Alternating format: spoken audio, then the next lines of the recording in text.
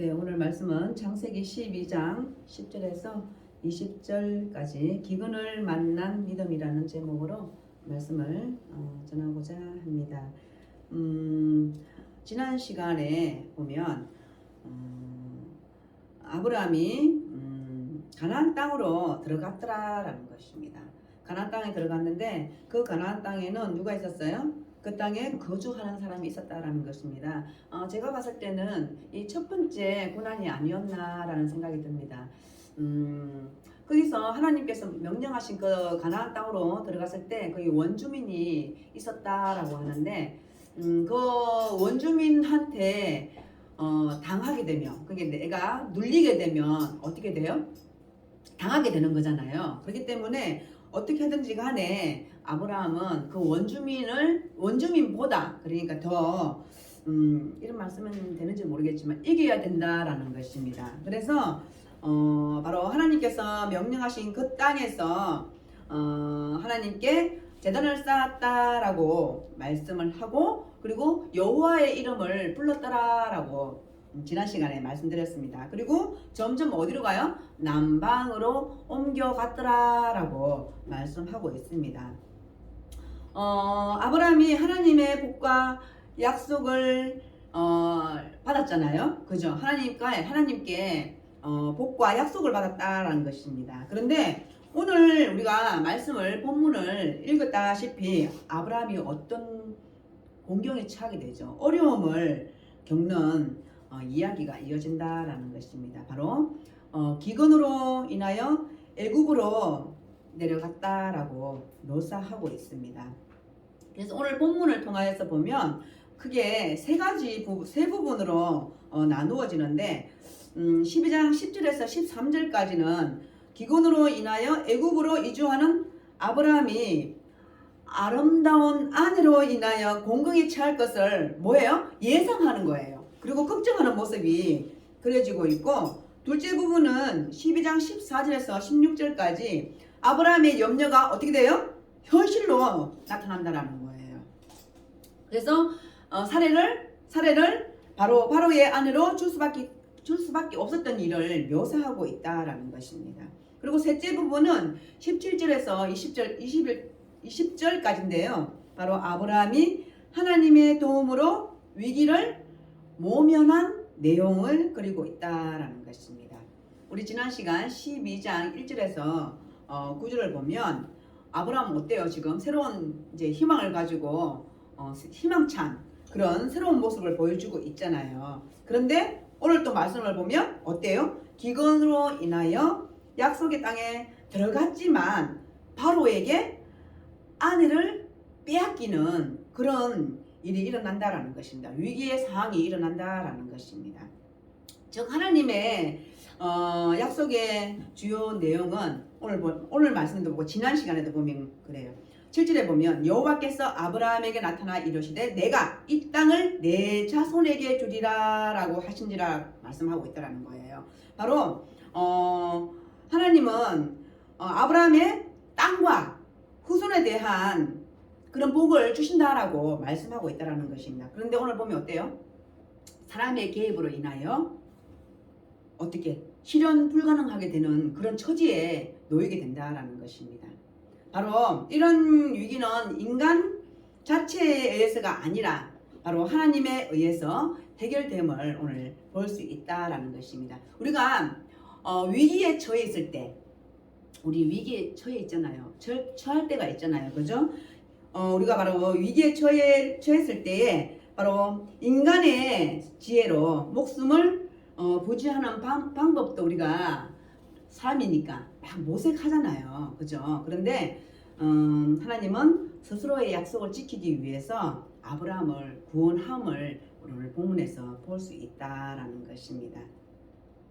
10절에 보면요. 그 땅에 기근이 들었으므로 아브라함이 애굽에 거류하려고 그리로 내려갔으니 이는 그 땅에 기근이 심하였음이라 라고 10절에서 말씀하고 있습니다. 바로 가나안 땅에 기근으로 인하여 먹고 살 수 없었다라고 말씀하고 있어요. 바로 아브라함은 약속의 땅을 벗어나야 된다라는 것입니다. 어디로 가는 거예요? 그래서 애굽으로 내려갈 수밖에 없었다라는 거예요. 이 밖에가 좀 중요해요. 어쩔 수 없이 먹고 살기 위해서 그 애굽으로 내려갔어야만 했다라는 거예요. 그들에게 이때 이 당시 이 시대에 바로 애굽은 풍요한 땅으로 알려져 있었다라고 말씀하고 있습니다. 그래서 가나안 지역에 기근이 들었을 때 바로 생계를 유지할 수 없을 때 바로 애굽으로 내려갔다라는 것입니다. 그런데 오늘 10절에 보면요. 그리로 내려갔으니라고 하고요. 그 다음에 아브라함이 애굽에 거류하려고 이렇게 말씀하고 있어요. 그래서 살려고 하는 게 아니에요. 어찌? 일시적으로 이제 귀건이 심하니까 당장 먹고 이제 살 것이 없으니까 당장이라도 내려가서 잠깐 올 것을 구해서 뭐 이런 뜻인 것 같아요. 그래서 거류하려고 일시적인 체류를 말씀하고 있다라는 것입니다. 가나안 땅에는 기근이 매우 심했다라고 10절에서 말씀하고 있습니다. 그리고 11절부터 13절까지는 그가 애굽에 가까이 이르렀을 때에 그의 아내 사라에게 말하되 내가 알기에 그대는 아름다운 여인이라. 애굽 사람이 그대를 볼 때에 이러기를 이는 그의 아내라 하여 나는 죽이고 그대는 살리리니 원하건대 그대는 나의 누이라 하라. 그러면 내가 그대로 말미암아 안전하고 내 목숨이 그대로 말미암아 보존되리라 하니라. 네, 바로 애굽으로 내려가는 아브라함은 그 자기 아내 사레의 미모 때문에 뭐가 생겼어요? 근심 걱정이 생겼어요. 바로 고대 사회에서는 뭐 지금도 그런 것 같아요. 우리가 뭐 사람을 보고 뭐 강자 약자라고 이렇게 할 수는 없지만 사람을 만나면 그런 것이 있잖아요. 바로 이때 고대 사회에서도 바로 강자의 권력과 이게 부를 이용해서 바로 아름다운 여인을 아내로 얻는 일이 일반적이었다라는 것입니다. 그래서 그 아브라함은 어떤 지혜를 짜내요? 아내를 누이로 소개하고자 하는 거예요. 이게 11절에서 13절까지 보면 우리가 지금 성경을 볼 때는 저도 이제 성경을 보면서 그랬거든요. 도대체 얼마나 아름다웠길래 우리 남자들은 그런가요? 아름다운 여자를 보면 우리도 여자들도 마찬가지긴 한 것 같아요. 어느 정도가 아름다움이 어느 정도가 돼야 이 진짜로 아름다움이 정도 되는 거 아름답다 예쁘다 이럴 정도가 될지는 잘 모르겠지만 엄청 아름다웠나 봐요 사라가. 그죠? 그러니까 아브라함이 아내의 사라의 미모 때문에 근심 걱정을 하고 있다라는 것입니다. 왜? 아내를 빼앗아 갈지도 모른다라는 그런 걱정이 있었다라는 것이죠. 실제로 사례는 혈통적으로 보면은 아브라함의 이복 누이가 맞아요. 근데 법적인 면에서는 뭐예요? 그의 아내다라는 것입니다. 아버지가 없는 상황에서는 오라비는 누이의 결혼에 대한 법적인 책임이 있다라는 것입니다. 그래서 본문은 사례가 이러한 아브라함의 제의에 동의했음을 우리는 볼 수 있다라는 것입니다. 그러니까 암시적으로 볼 수 있다라는 거예요. 이 성경에서는 말씀하고 있지 않지만 이렇게 말을 했을 때 원하건대 그대는 나의 누이라라고 얘기하는 거거든요. 이 말씀을 통해서 보면 사례가 그래 그렇게 할게라고 말은 하지 않았지만 오늘 본문을 통해서 보면 그렇게 동의했음을 암시하고 있다라는 것입니다. 바로 원하건대라고 얘기를 하거든요. 나의 누이라 하라라고 일방적인 명령이 아니라는 거예요. 왜냐하면 동의를 구하는 그런 호소로 볼 수 있다라는 것입니다. 오늘날 이렇게 아브라함처럼 이렇게 했다. 오늘날 이게 이해가 되나요? 이해가 되나요? 이해 안 되죠? 이해가 될 수가 없어요. 제가 이제 여자이지만 여자 입장에서 이런 남편과 산다? 제가 오면서도 한번 생각해봤어요. 제가 오늘 아침에 교회를 오면서도 이제 말씀이 이제 계속 생각이 나서 나의 남편이 나의 미모 때문에 근심이 생겼어. 나의 미모 때문에 근심이 생겼어. 그런데 이제 나의 아내가 아니라 내 누이라고 얘기해라. 그런 남편 있다 그러면은 일단은 그렇게 할게. 왜냐면 목숨은 생명을 살려야 되잖아요. 그렇게 할 것 같다 그런 생각은 들었어요. 그런 생각은 들었고 또 한편으로 또 더 나아가서 생각은 그래 어차피 내가 선택했으니 오늘날 기준으로 생각한다면 내가 선택했으니 끝까지는 살 것 같아요. 근데 내 발등 내가 찍었네? 이렇게 생각할 것 같다는 생각이 들었습니다. 오늘날에는 이런 행위가 맞지 않아요, 사실. 그죠? 그런 사람이 있을까? 모르겠어요. 그런데 어떤 이런 학자들은 아브라함이 믿음이 적었다? 뭐 이렇게 말하는 학자들도 있다라고 얘기합니다. 그런데 저는 그렇게 생각하지 않아요. 제가 금방 말씀드렸듯이 이국 땅을 이제 어쩔 수 없이 내려갔잖아요. 기근 때문에 내려갔는데 그 위기가 딱 왔어. 그러면 이것은 뭐예요? 사느냐 죽느냐라는 문제거든요. 그렇기 때문에 저 같았어도 그럴 수밖에 없겠구나라는 생각을 했다라는 것입니다. 이것을 꼭 믿음으로 끌고 들어온다 그러면 우리가 이 세상 살아갈 때에 나의 행실을 보면 그러면 이것은 믿음이 있는 행실이고 이건 믿음 없는 행실이고 이렇게 다 될 수밖에 없는 거잖아요. 또 그렇게 살면 얼마나 피곤하겠어요. 그죠? 근데 다만 우리가 무엇을 하든지 간에 어디에 있든지 간에 내 안에 성령님과 함께 하잖아요. 그러면 내가 하는 모든 일들이 그 성령님으로 인해서 기뻐야 된다는 거예요. 내가 비록 하나님이 원하는 곳에 있지 아니할지라도 그곳에서 하나님을 찾으면 된다는 거예요. 어쩔 수 없이 갔을지라도 저는 그렇게 생각합니다. 우리가 모든 생활에서 모든 생각에서 믿음이 있느냐 없느냐 참 그러면 참 피곤할 것 같아요. 우리는 믿음 있는 자로서 날마다 주님과 함께 산다라는 것을 기억하시면 되겠습니다. 그래서 이 문제는 우리의 생명이 아브라함의 생명이 죽느냐 사느냐 하는 절박한 문제였다라는 것입니다. 그리고 우리 이러잖아요. 어떤 일이 일어나면 내가 안 하면 괜찮은 거야. 그죠? 내가 안 하면 괜찮은 거야. 남이 하면 어때요? 손가락질을 하는 거예요. 그래 그러면 안 된다라는 거예요.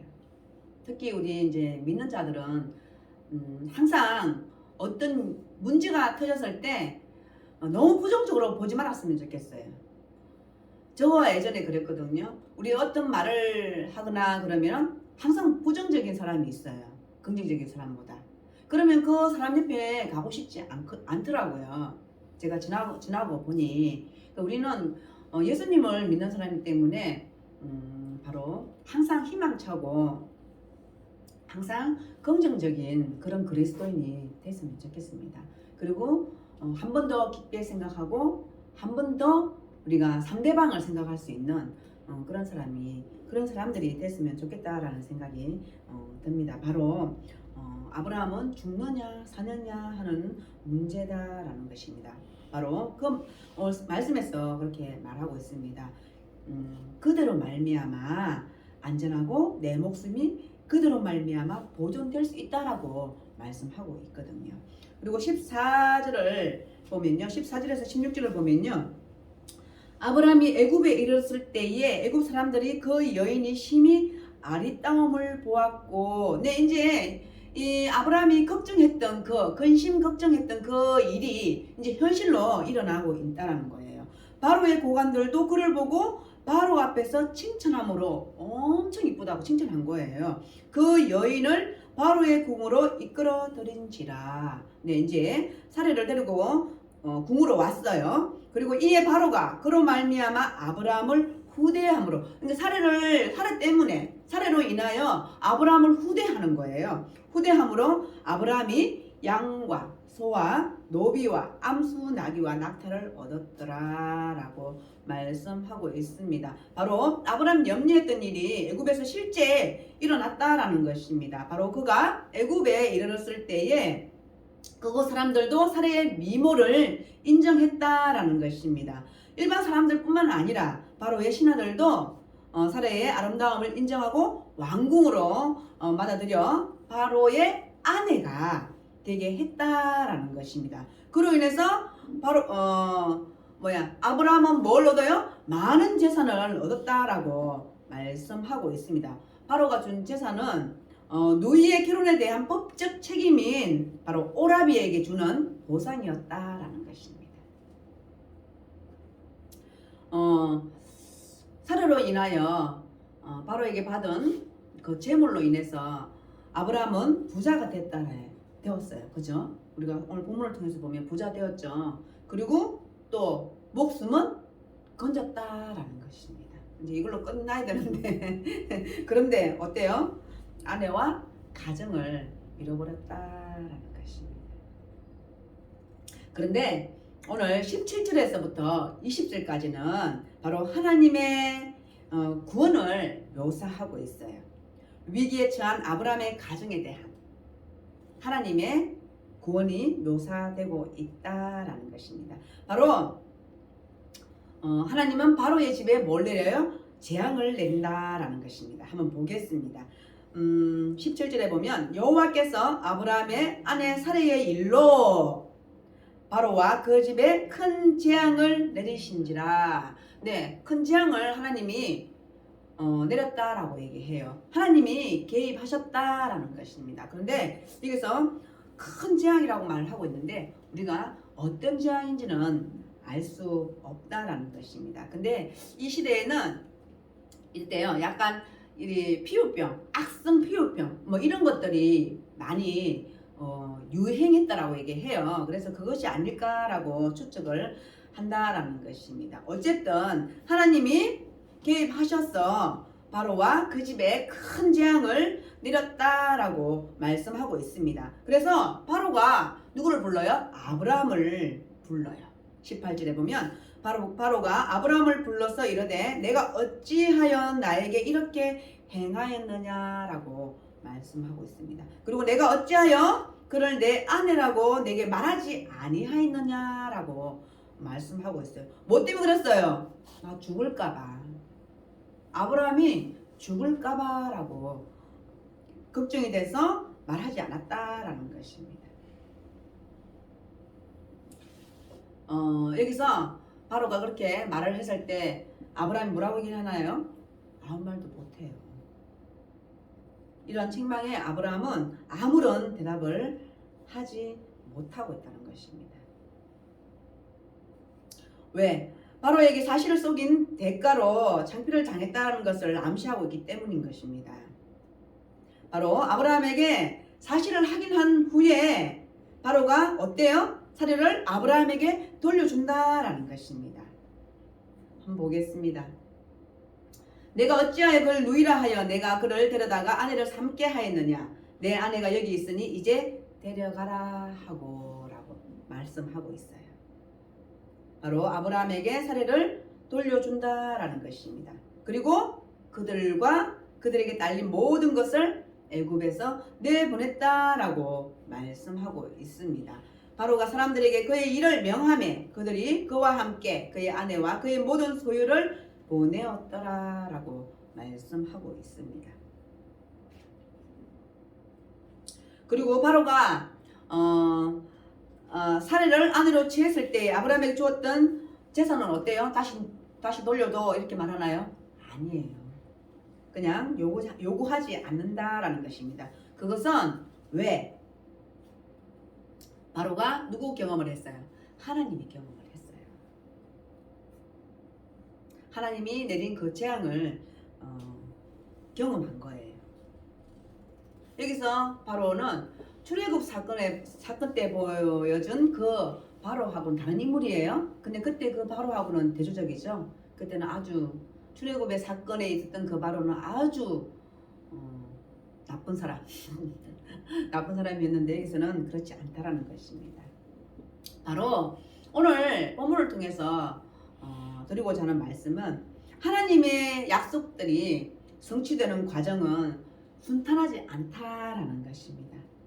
고통과 인내 그리고 오랜 시간의 기다림을 요구한다라는 것입니다. 하나님의 약속을 받은 아브라함이 첫 번째 강한 위기는 기근과 낯선 땅으로의 이주라는 것입니다. 그리고 아내를 빼앗김이라는 것입니다. 이것은 하나님의 약속의 가능성을 송두리째 없애는 요소들일 수도 있다는 것입니다. 그런데 하나님의 약속의 핵심은 뭘까요? 땅과 후손 그리고 아브라함을 통해서 모든 족속에게 주어질 복에 대한 하나님의 약속이 실현되는 것이다라는 것입니다.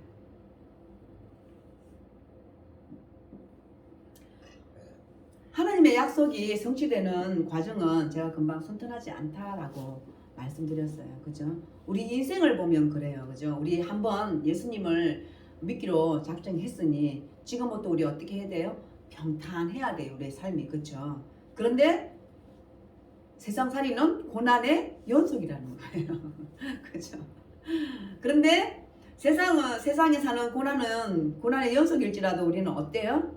하나님과 동행하니 기쁘잖아요. 그죠? 그리고 우리가 살아갈 수 있는 힘이잖아요. 우리는 예수님의 능력으로 예수님의 힘으로 우리는 이 세상을 살아간다는 것입니다. 그리고 사도 바울이 한 말처럼 저 그 말 너무 좋아하거든요. 고린도전서 15장 말씀이에요. 부활을 얘기하거든요. 부활이 정말 있느냐라고 그때 그 시대, 그 상황, 그 시대의 사람들께 물었을 때 있다라고 얘기를 해요. 부활의 모습은 각각 다르다라고 얘기를 하거든요. 그런데 만약에 부활이 없다면 우리 그리스도인이 제일 불쌍한 자다라고 얘기를 하는 거예요. 만약에 우리가 이 세상 삶뿐이라면 우리가 정말 제일 불쌍한 자라는 거예요. 근데 아니에요. 우리가 이렇게 이 세상에서 힘들고 우리가 고난이 있다 할지라도 우리가 살 수 있는 것은 바로 하나님 나라를 우리는 받기 때문이에요. 그리고 우리가 그곳에 가기 때문인 거예요. 그래서 우리는 이 세상에 역경이 있다 할지라도 순탄하지 아니할지라도 우리는 살아갈 수 있다라는 것입니다. 바로 그렇습니다.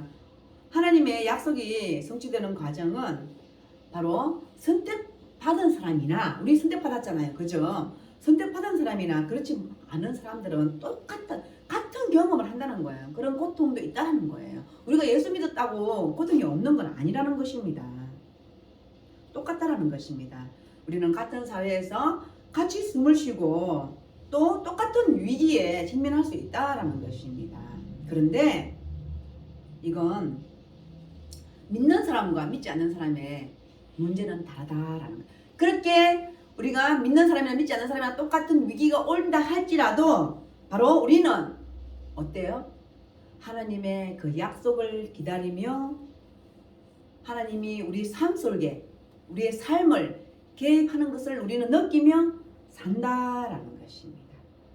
우리의 삶 속에 하나님의 약속이 이루어져 가는 것을 우리는 경험하며 체험하며 산다라는 것입니다. 이것이 바로 하나님의 약속이 바로 우리 안에 있기 때문이다라는 것입니다. 그래서 인간의 의도, 우리도 인간이잖아요, 그죠? 우리가 어떤 생각을 할 때 우리 생각 들어가잖아요, 그죠? 우리 인간의 의도와 그리고 하나님의 신비로운 그런 힘과 행위를 우리가 경험한 자하고는 완전히 다르다라는 것입니다. 바로 제가 지금 금방 얘기했어요. 아브라함이 정말 믿음이 있었을까? 제가 금방 말씀드렸잖아요. 애굽에 내려갈 때도 하나님께 기도하고 나갔을까? 그것은 우리 지금 이제 성경을 보니까 생각을 하는 거예요. 만약에 진짜 우리 가족이 먹고 살 것이 없어요. 기근이 심해졌어요. 어떻게 하겠어요? 눈에 보이는 것이 당연하지 않을까요? 그렇다는 것입니다. 그런데 바로 우리가 하나님을 떠나도 하나님께서는 우리를 날마다 지켜주신다라는 것입니다. 그래서 우리는 하나님이 항상 우리 안에, 우리 삶 속에 개입할 수 있도록 우리는 하나님 앞에 항상 마음문을 열어야 된다라는 것입니다. 바로 하나님이 아브라함에게 약속하셨어요. 그죠? 자손을 주겠다라고 말씀하셨어요. 바로 사람의 언약이라도 정한 후에는 사람끼리 약속을 했어요. 그죠? 사람끼리 약속을 했는데도 우리 사람끼리 약속을 한 거라도 아무거나 폐하나 없을 수 있나요? 사도 바울이 그렇게 얘기를 해요. 우리가 사람이 정한 약속이라도 폐하거나 바로 더하거나 빼지도 못한다라고 말씀하고 있습니다. 그런데 하물며 하나님께서 약속을 지키지 않겠느냐라는 그 바울의 설교가 있는데 우리가 사람끼리 하는 약속도 지키려고 무지하게 애를 쓰는데 하나님께서 아브라함에게 약속하시고 그리고 우리에게 약속하셨다라는 것입니다. 바로 하나님께서는 스스로 약속을 지키시는 분이시다라고 말씀하고 있다라는 것입니다. 네, 바로 아브라함이 하나님께서 주신 그 땅과 후손에 대하여 약속하신 것을 믿고 확신했다면 어떤 상황에서도 두려움이 없어야 할 것이다 라는 것입니다. 이것은 우리에게 오늘 주는 그런 말씀이다 라는 것입니다. 네, 그래서 바로가 사람들에게 그의 일을 명했다라는 거예요. 자기 이제 부하들에게 명했다는 것이죠. 그들이 그와 함께 그의 아내와 그의 모든 소유를 보내었더라라고 이제 내쫓았다라고 말씀하고 있다라는 것입니다. 바로 하나님의 방법대로 살지 않으면 어때요? 주변 사람이 피해를 본다는 거예요. 그러니까 제가 만약에 제 방법대로 살고 하나님 방법대로 살지 않으면 나는 혹 편할 수 있어요. 그런데 내 주위가 바로 피해를 본다라는 것입니다.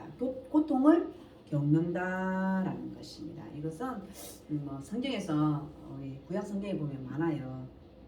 바로 하나님은 아브라함을 택하셨다라는 것입니다. 그리고 믿음의 조상으로 삼기를 원하셨다라는 것입니다. 그리고 아브라함은 하나님께 순종했다라는 것입니다. 그렇게 믿음의 삶이 시작된다라는 것입니다. 여러분들도 어떠한 시기에 하나님을 만났어요. 그죠? 그리고 하나님께서 하나님을 만나는 순간 하나님께 순종하기로 하고 이렇게 여기까지 믿음의 삶이 시작되었다라는 것입니다. 그 시작되었다고 해서 우리가 이 믿음의 삶이 완성되어지는 것은 아니다라는 것입니다. 믿음의 완성에 이르기까지는 수많은 위기와 고난과 기근을 통해서야만이 이루어진다는 것입니다. 제가 지난 시간에도 말씀했어요. 우리는 그 어려움을, 그 고난을 당해 볼 때 비록 그 믿음이 내가 진짜 믿음인지 가짜 믿음인지 알 수 있다라는 것입니다. 바로 믿음은 고난을 겪을 때 더 순수해진다라는 것입니다. 역경을 만날 때 더 강해진다라는 것입니다. 바로 우리가 수많은 시련과 단련 속에 연단 과정을 통해서 믿음은 어때요? 쑥쑥 성장한다라는 것입니다. 성숙해져 나간다라는 것입니다. 그래서 우리는 고난, 연단 이런 걸 두려워할 필요 없는 것 같아요. 바로 욥처럼 우리도 그런 고난이 욥 같은 그런 고난은 아직 안 왔잖아요, 그죠? 우리가 그런 고난이 있다 할지라도 하나님 앞에 순종하고 그리고 하나님 앞에 기도하고 나가는 그런 저희들이 됐으면 좋겠어요. 그러면요 또 한 단계 더 정말 성숙해지는 그런 믿음의 사람이 되어지더라고요. 바로 아브라함이 믿음이 약해지고 신뢰가 떨어질지라도 하나님은 아브라함을 버리지 않으셨다라는 것입니다.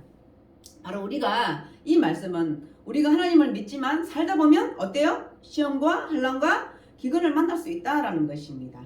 그때 우리 하나님은 우리 편에 늘 계셔서 해결해 주신다라는 것을 우리는 믿고 기도해야 된다라는 것입니다. 하나님은 늘 우리를 위해서 뭐하고 계셔요?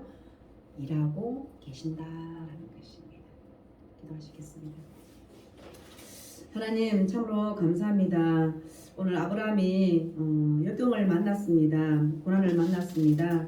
하나님께서 개입하셔서 문제 해결을 해주셨습니다. 우리 또한 이 세상 살지만 시험과 환난과 기근을 만날 수 있습니다. 그때 하나님께서 늘 우리 편에 서 계셔서 해결해 주실 것을 믿습니다. 주님께 의지하고 주님께 기도하며 나아가는 우리들이 될 수 있도록 주님 도와주시옵소서. 감사합니다. 예수님의 이름으로 기도드립니다. 아멘.